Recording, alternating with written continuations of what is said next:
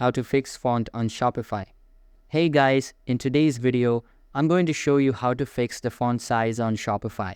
So make sure to watch this video till the end and let's get started. First, go to the Shopify website and log into your account. If you're signing in with Google, just click on the Google icon and select the account linked to your Shopify store. Once you're logged in, head over to the online store section from the left-hand menu. Now, click on the Customize button.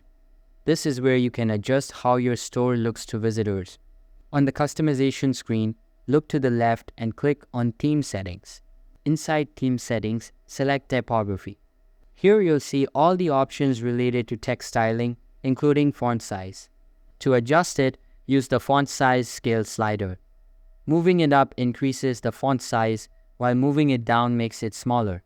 Take your time and test different sizes until the text looks perfect for your store. Once you're happy with it, click Save to apply the changes. And that's it. You've just fixed the font size on your Shopify store in a few simple steps.